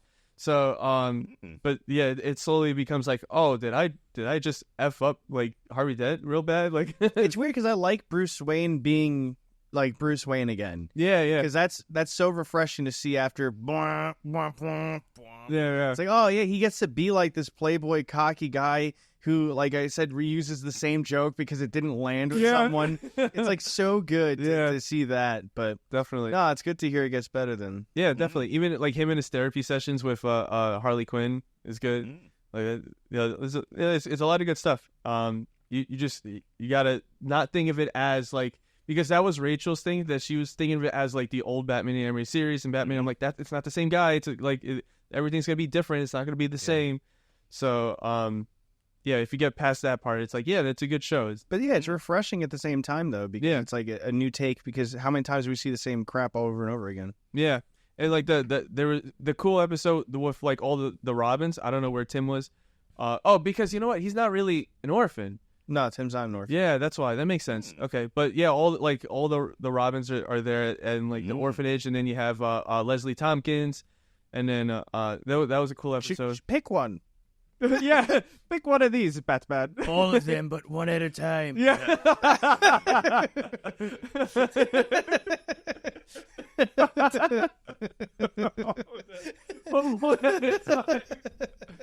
Save the rest. We'll get around to them all. Oh my god. I would love A to cartoon idea. I would love to see how they if they do anything with those characters, because I would like to see how they approach Robin in like this kind of show. It'd be interesting. Oh shit, that Penguin show's out. Yeah. Apparently it's really good. Wait, Colin Apparently you Farrell. see Dong. What? You see Penguin Dong. Penguin dong. Yeah. When's he going to be naked? I saw an article. Dong. Yeah. Dong, There's dong. There's an article online that like, yeah, he wore like fake penguin dong for this show. I was like, oh look, we gotta see fake penguin dong. Damn. A lot of Just love that someone thought it was necessary to see penguin dong. Yeah, now I watch and be like, that's fake. Damn it. Broke the illusion. Let's put back on monsters. That one's real. Oh my god. Okay, cool. Give it a watch. No. All right. Okay. Don't tell me what to do, Betty. Oh my god. Okay. I mean, Batman can't have all the Robins at once because Pennyworth, would have to cook food for other people besides himself. Right. He can't do that. That's how lose weight. That's how he does it. Yeah, That's how he yeah. does in the show. Wait, is it too late to change my mind? Okay. So now I'm trying to use some logic in the outline. So we go from Batman to Superman, Christopher Reeve. So you guys saw this documentary yesterday? Yep. You knew about it like way ahead of time? Like, I think I learned so I heard that they were making one for a while. It was a while back, and then I forgot if it was WB that emailed, like they have the email newsletter, and then they said, "Oh, this thing's gonna be in theaters only for like 2 days or whatever." Oh wow, I realized So- it was only in for 2 days. Yeah, so I was like, "Oh, I definitely got to go see it." So yeah, we went to go see it yesterday, and it's sad, heartwarming, interesting. It's like you get a range of emotions because there was things that I didn't know, like with Robin Williams being like his like That blew brother my to mind, him. Yeah. That was crazy. Yep. Just the fact that like I didn't know how much he actually ended up moving at the end either, because I thought it was just a finger, but apparently like they show footage he was actually moving his legs and stuff. Whoa. So it was crazy. It was crazy stuff. wow. And you get to see, and it's interesting because there's a part where like they talk about his first wife and like things that happened there, and then how it was kind of almost repeating like what his father did, and so but then later on you see like after the accident, like it brings everybody closer together, like even his ex-wife, and he goes on to say like, if I didn't have this accident, I probably wouldn't have learned these lessons that I'm learning now. And it's cool also because you also see at the end, like the people that are now walking that you thought would never walk again because of the foundation and everything that he built. Right. So it's crazy, and it's also sad because like he never got to do what he wanted to do, which was actually walk again. Like he was getting close, and I think that's what made it even more sad. And then the whole thing where his wife also like was it like 2 years after he died? Yeah, 18 months. Yeah, like she died. Wow. And it was crazy. Yeah. I mean, when we talked about it yesterday briefly, it's like I don't know why it's just like instilled in me, like it's not like the world learned about secondhand smoke was because of his wife. It's like so much publicity came out about it being more deadly, even more deadly than firsthand smoking. Yeah. But I don't know the specifics. I don't know like why I was however old when she did pass away. So did they you had more detail to that? No, they were just basically saying like that nobody understood. They were like, you never smoke in your life. Like why did you why are you getting lung cancer? It's crazy. And it was heartbreaking for the son that they had too, because like he lost so many. He lost his dad, he lost his mom, he lost his grandmother. All 18 month span. Yeah, insane. But what's also good is to show that like the strength that they had as a family together, because then they all joined the board for the foundation, and like they all continued it. And if they didn't continue it, we wouldn't get to the point now where we're having people walk again. So it's like a tragic end, but also like the beginning, because it's like it's like their origin story, like the kids, but it's like the tragic end of like the story from before. So it's interesting. It makes you think about life and stuff in that way too, because it's like, yeah, it's crazy that like when we die, it's going to be our kids that are going to be, it's their beginning. You know what I mean? Yeah. Like it's weird to think about, and it's also sad, and it's also, it's crazy. It's definitely a heart tugging. Yeah. No, it was good. I liked it a lot. There's the one thing that like was upsetting to me is the way the movie portrayed like he kept telling us like he knew he's gonna walk again, and like he really believed he was gonna walk again, and then they're like, yeah, and he fucking died. And then the wife, they're like, and she made us believe that she was gonna actually beat this cancer, and then like, yeah, and she died too. Yeah, it's like, man, like the way it was done was like, But you know what's interesting, and I didn't know that the last role that he played before he got into the accident was like a crippled police officer. Yeah. And not only that, but when he was he was learning the rehab stuff for the movie, and he said that he kept thinking to himself, "Oh, I'm glad that's not me. I'm glad that's not me. I'm glad that's not me." And I was like, Yeah, he said every time he'd leave the rehab center, he'd be like, "Oh, thank God that's not me," or "I'm so happy that's not me." yeah. So It's strange. Yep. That's why you got to be careful the way you think, because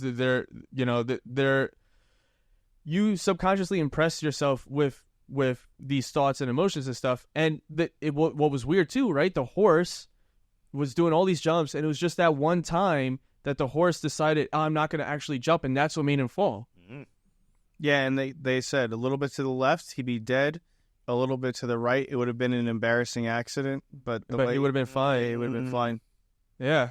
Crazy. Yep. Crazy. Nuts. Yeah. But it's also like it's neat to see that it made him like a much better father. Yep. And a better husband too, because the way he was with the ex-wife and the fact that the kids didn't really know him, or he didn't show up for that. He went skiing the day after the kid was born. Yep. It was crazy. Yeah. It's like it's a humbling experience, but sad it had to be that way. yeah. But it's also neat because it's like the Robin Williams stuff was them both carrying such like that deep, dark depression and feelings, and being able to be the way they were about it and just like keep joking and being fun with each other. Yeah. And the fact that they were always like keeping up with each other with humor was like, wow, it's very neat. Yeah. The part that made me cry, because I was like, I'm crying during this movie. It's just a matter of when. Yeah. After Christopher Reeve dies, Robin Williams is doing like kind of a eulogy, right? Pretty much. Yeah. Sort of. Yeah. And he's talking about him, and I was looking at him like, man, he looks so sad, but he's still like telling these jokes. And then the movie was like, he was so sad. And I was like, oh! Let me tell you. Yeah. Because they're like, I really like the movie. And then Robin Williams, did you know? Yeah. No, he did it years after, but everyone was saying like, if Christopher Reeve was still around, they feel like he would have. Yeah. Yeah. Yeah. I mean, very complex. Yeah. Yeah. I had no clue that they were pals. Yeah. It's crazy. I would definitely give it a watch to make you appreciate your life a little more. But yeah, it's a good watch, and it's sad, but it's also hopeful. So it's like it depends on how you view it. Yeah, it was definitely. I agree. I started watching, and I meant to go back to it. The Boy Who Lived documentary about the Harry Potter actor's stunt double. Was like in the accident on set and became paralyzed. Still alive and everything, but it's like this also like a matter of like learning to appreciate life. Life does go on even if it's not the same as it used to be, and like having people in your life and stuff like that. It's crazy. I don't know, just driving over here, I was listening to the Conan podcast to wake my brain up a little bit, and it was like actually kind of like a different type of episode where I was like, but it's also like those types of vibes where it's just like, this isn't meant to like, it's meant to sort of like point out that things could be uplifting and not the way that you have to think about it. It's like someone who was I think it was like someone who used to intern for him, got married this guy, and then at age 35 was diagnosed with ALS, and how it's like, you think of that being like, I guess like some people think that it's like, older guys get it or something like that. Like, no, they get diagnosed at a younger age, like Lou Gehrig when he was diagnosed with it. And they're talking about like all the interesting things that they do for it. I mean, to like help people continue to live their lives and have fulfilling lives. He's pursuing being a comedian. He's got a it sounds like some of the workup they do now, if someone were to be diagnosed, is make an AI recreation of their voice. So when they're using whatever the updated technology is to speak through it, it sounds like them again with their emotions, their inflections, and stuff like that. That's cool. And then he was saying how, as a joke one time, when his wife was like away for a little bit, he recreated her voice just to fuck with her and stuff like that. So it is funny, like, you know, like all the humor and stuff. Like, even though I'm sure life is brings about so many more challenges, you know, it's like, sort of brings along I don't know what to call them, opportunities or like you know, realizations, things that you never would have found yourself in. So yeah, it's crazy. And like, yeah, like you said, to watch these, you know, documentaries and just be like, wow. And it sounds like it in some ways made him a better person than he was. Yeah. Okay, so talking about becoming a better person than you were, it's like becoming He-Man. Yeah. With the power of Grayskull. Swish. Nothing but net. Oh, Matt's back to the table. Uh-oh. Guess he had to hold it in. Yeah, so you said you also watched one episode of it? Of this one, or no? I watched the first season. I watched Revelations. Revelations. I watched the whole season. Okay. I don't think I watched any of the second season, Revolution, yet. Yeah.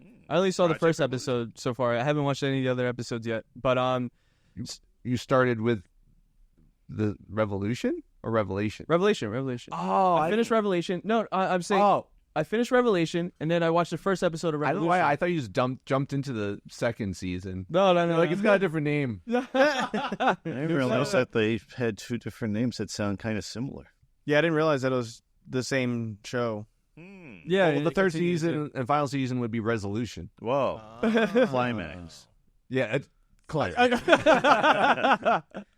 Yeah. So for this first episode, I thought it was interesting. It definitely continues from where the other one left off, where you have Tila, and then she's like the sorceress, but she also is able to leave Grayskull. You have He-Man's back, and there's like this. I'm trying to remember what man. I feel like gaps in time. Damn. There was something that happened. Oh, okay. So the thing with this one is there is going to be a gap in who's supposed to be king of Eternia. So this is where the revolution part comes in. But the episode ended there where it's like, oh, who's going to be the king of Eternia? Because now there's going to be people that's going to side with one side and people that's going to side with another side, and then that's going to kind of break up. That's where the revolution part comes in. Then there's plot lines from the other one where there was like that AI god that kind of goes into this one, and so I'm trying not to talk too much about it, but at the same time, I have to watch more to be able to give more context also, because it was kind of at the very end that they kind of introduced the aspect that would be the rest of the plot. Yeah, exactly. Yeah. Well, I'm aware that they made a smart decision with season 2 that I think also made many people be more receptive of it, is that season 1 was 10 episodes. I think they released it in 2 halves, but then maybe people lost interest, so, you know, in the months between or something like that. I think season 2, it's just 5 episodes. It's the whole season. Oh, really? I didn't know that. So I think that ups the pacing. It ups, like, you know, like, let's just get to it. Let's get to plot. It sounds hella watchable. 5 episodes. Yeah, very digestible. Yeah. Whether or not it feels rushed, but you get through the story in 5 episodes. Interesting. Half hour? Yeah, half hour. Oh, Is this still done by Kevin Smith? Yeah. Nice. Wow. If a girl gets his sword and uses the power of Grayskull, does she become She-Man? She-Ra. No, you heard what I said. I do like that show. She-Man. She-Man. I'm surprised they don't become they them. They them man. Yeah. They them. How do you become he-woman? Yeah. Woman. Oh. She them. She them. She them. Yeah. A lot of pronouns being thrown out. Become Okay. any of these. Yeah. How do you get them? Zer them. Zer it. What? That's like the there is a Zer is another pronoun. So Zer it. Yeah. What is that? What pronoun is that? It's something. It's one of them. I don't remember which it is. Educated enough. We gotta just stop talking. All right. You know what? That does sound like the wiser choice. I was like, To the table we go. let's just leave it at that. If you hear the sound of Tony's ring bonking, Bang. Bang, bang. everything got like a gold and silver. Yeah, gold and silver. Silver and gold. Is it like And black and silver. is it like the Black and yellow. good and evil side? Whoa. Yeah. It's like, which one's which, though? So what if he shows up one Oh, day he's that wearing re- 2 golds? Is that a mood ring? Yeah, that ring's got like 2 different halves, or is it just like Oh. perception of it? Oh no, that's the time ring from the Goku Black arc. Whoa. It does look like it. It's got the little X on it. It's a little different, but they're copying you, maybe. Probably. Hmm. What are your thoughts on Mortals? Mortals. I'm listening. Mortals. Those, they have such short lifespans. Mm. Kind of sad. They're like pets, you know? You know, like you have a pet and they only live so long. It's unfortunate. Cool. And then they sleep in the water with their belly up. Fucking neat.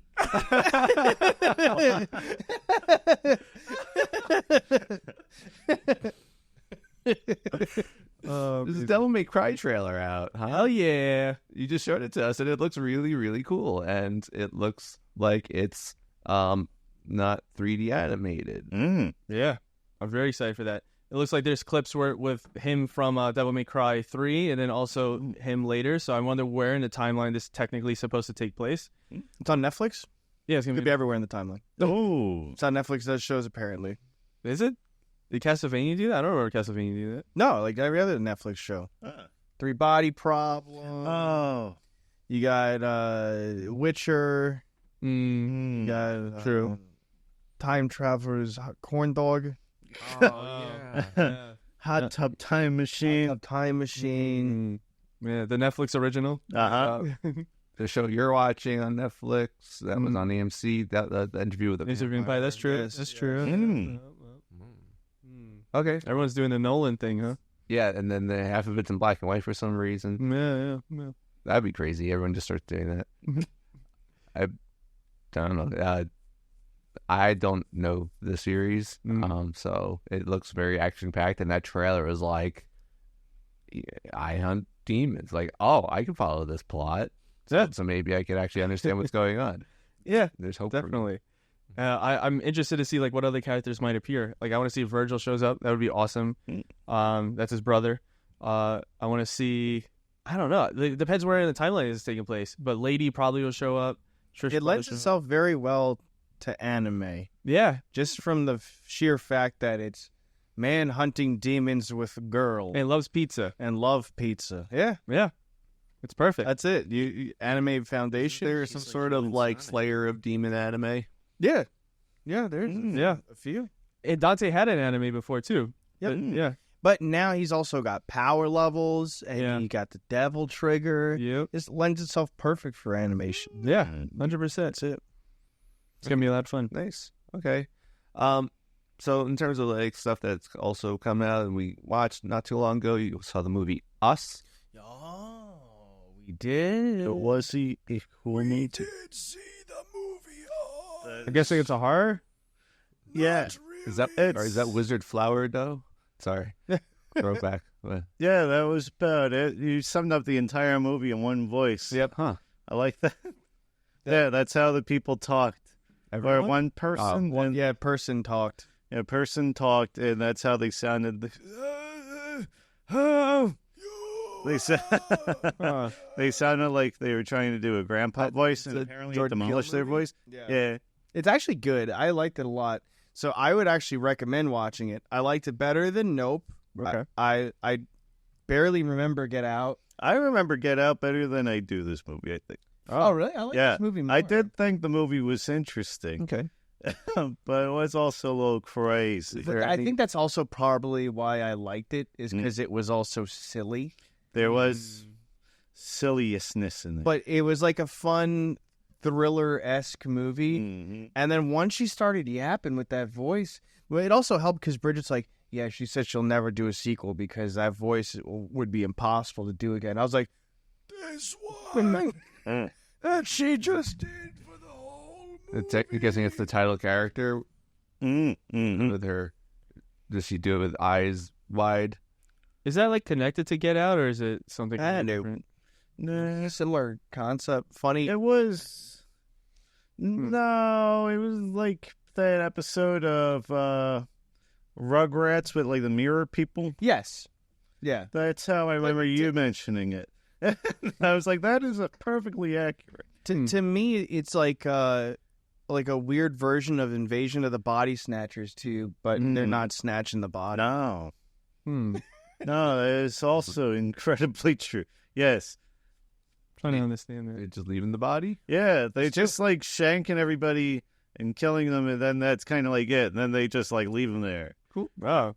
and then they're like, "Oh, Yes, they do this. Only one does this. I've noticed you guys keep saying "they" and then only one. Yeah, because it is only one person that does that. yeah, that was pretty much." And then the little it, kid huh? goes, yeah. "Yeah, that one does do that," and he walks around on all fours. He's feral. Yeah, he is like a feral boy. It was wild. I don't understand this movie at all. It was crazy. Yeah. Absolutely It was a crazy. fun watch. I genuinely liked the movie. I thought it was like it. It's a fun watch. And also it's got because- Tim Heidecker in it. And I was like, ooh, it's Tim Heidecker. You know, I think my problem is that we watched Nope and it was dog shit. Mm. I think I although we do know a lot of people that liked it, and we know We sure do. so Hmm. I will refrain from shitting all over it. Just But some that parts movie of it. was fucking dog shit. It was boring. And Yeah, it was just boring. things It was weren't slow. happening. Yeah. And it's just like, get to the part where the things happen. Yeah, and the movie kept being like monkey. That's At yeah, least, that was at fun. least the monkey did things. Yeah, I don't know what had to do with the plot, but at least the monkey did things. kept cutting back to monkey. I was like, all right, silly monkey. and it's like, yeah, I get the reasoning of the movie. I get it. But this movie was more interesting. Look at Jordan Peele. Gradually getting worse. Yeah. Because I think that movie came out before the. Yeah, yeah. It was Get Out, Us, Nope. And then he has his Twilight Zone series. Yeah, I haven't seen those. Neither have I. I saw a little bit, but it was always like it's on. It's probably Paramount Plus, right? With whoever owns Twilight think so. Zone. Yeah, Was it good? I heard it wasn't well received. Oh. I watched I legally from my heritage had to watch the recreation of the there's 30,000? gremlin Yeah. on the wing of the airplane. I think it was with Adam Scott. I'm sorry. I just thought of what was that guy from Saturday Night Live, Pete Davidson on the wing. And he's like, "Come on, let me make you laugh." Come on. He's on the way. Let me into the fucking place. It's cold out here. That probably actually happened. Whether or not it was on SNL or real life, it definitely did that. No, it was Adam Scott, and they put a different type of spin on it. Whoa. That's all I remember. They were all the monsters on the plane, and the person on the outside was the real person. And he's like, "What are all the monsters there?" It turns out the monster was the friends we made along the way. Oh my god! Oh. And Jordan Peele is just like, blow me. Now we're talking. Yeah, now that's a statement. And then you got to peel his foreskin bag. It's like, I just took your favorite episode and shit on it. Oh. No. I remember it being, it was interesting because it was like, you think you're sitting there watching just a recreation of a classic episode, but they do it differently. I think they did something like that with the, like that monsters do on Maple Street. I don't know if you've seen like those classic Twilight Zone episodes where it's just like, there's aliens, but then like they tear each other apart when it's like, I forgot. No, I think there really were aliens. It was like, everyone was like, where are they? Oh, they all killed each other. Twilight Zone's a good show. You should check it out. That Rod Serling guy's going places. Mm-hmm. Okay. I think I have one more. Oh, yeah. I watched The Thing for the first time. Yes. And my ongoing, I guess, things that Matt's like, you should have seen this, like, out of the womb. I'm like, yeah, probably. I haven't watched any more of the Alien movies I said I'd watch yet, but it's all eventual. Yeah, The Thing was cool. I felt like it was like the simultaneous, like I knew I had to watch it through the eyes of like whatever, like the early 1980s whenever the movie came out. Don't watch it through 2024 eyes, because I mean, even when you do that, despite, you know, like they would never make a movie like that nowadays because of all the CGI that they could do. It's way more impressive how they did it, and just like I had a little bit of like, how on earth did they do this? Watching this even back then, it's like there wasn't like a lot of like stop motion or like just so much detail when it's like. I mean, everyone, I guess, has already seen this movie, the original of The Thing from 1981 or 2 or something. I've seen it. I don't remember it. So, the movie starts off with Sarah Palin trying to shoot a dog from the helicopter. Oh, this dog is slippery. Yeah. That was straight up like, oh, wow. This is where she got it from. That looks like a good idea. I'm going to run for vice president now. But then I guess it turns out that it's not actually, it's like, what's the deal? The alien is able to basically mimic someone where you're like, are you real or are you an alien? And sometimes it's more obvious than other times. The movie kind of like goes into like big introductory mode of like meet the cast. Everyone's in Antarctica. What's his face? Star-Lord's dad is the main character, who I've learned him and Kurt Russell. Kurt Russell and John Carpenter. He was like his go-to. He's in like everything that he did up until like with like the exception of Halloween or whatever. There's just a lot of like meet everyone. They're all kind of like not awesome dudes, and just a huge sausage fest and everything. So they probably just like hate each other to an extent.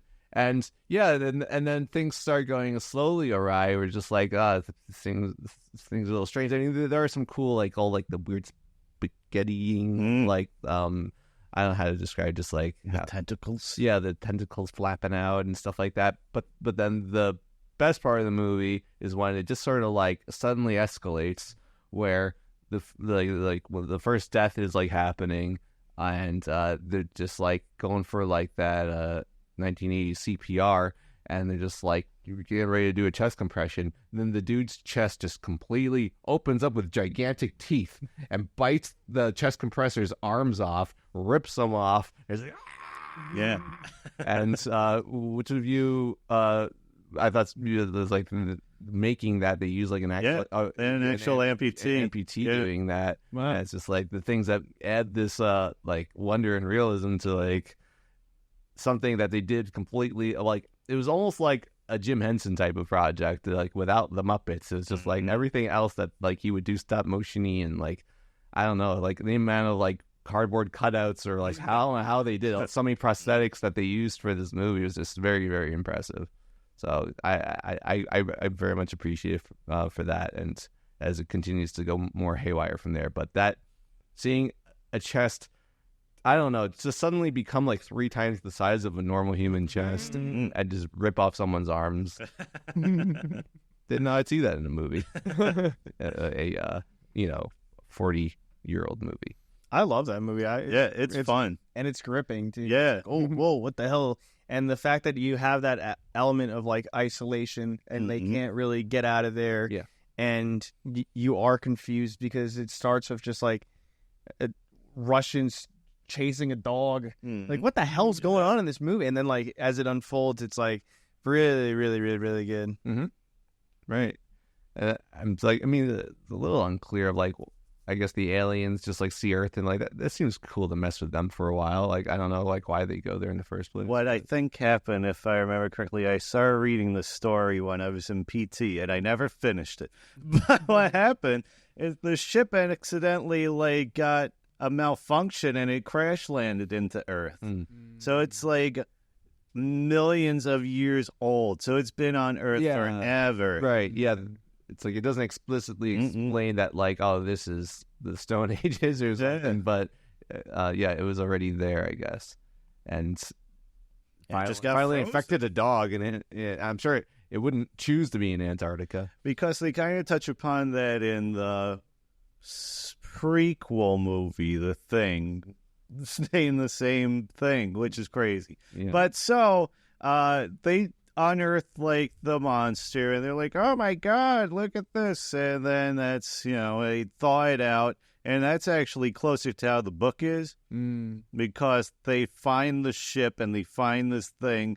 And it doesn't look like the way they portray it in the film. It's like this three-eyed thing, according to the book. And they're like, oh, man, this is the finding of a lifetime. Like, we're going to be rich off of this. But lo and behold, after it thaws out, it escapes. And they're like, where is it? Where is it?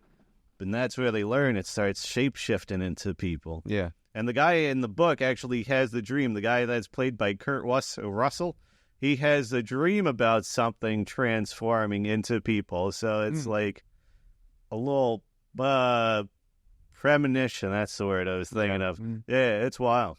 He's got that intuition. Mm-hmm. That's that main character energy.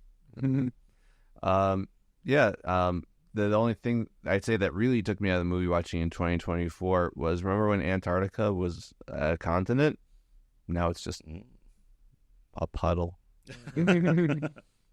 All right, so as you are aware, there's no Rachel this episode, which I guess legally means that there's also no Batwoman this episode. I did watch it, but yeah. So there'll be a future, like, further recollection, like, yeah, I'll be like, I have no. yeah, you'll just make it up and be like, wow, Yeah. this show sounds crazy. It had Killer Croc. Wow. Do you want to talk about it? No, it's okay. I'll pass. I'll wait till Rachel shows up. It's fine. She has to hear this shit too. That's true. That's true. Inescapable. Yeah. Okay. All right. So it looks like we reached the end of this episode. That means, There's the ending hand. what could you possibly have on your mind that you can't say right now? Well, Oh, you said it. He said the ending will. with the hand and the whoa and the thing and the whiteness and the steam, and I'm Alex. It's Tony. And I'm Kyle. We are Pseudo Adults. The ending, whoa, the ending.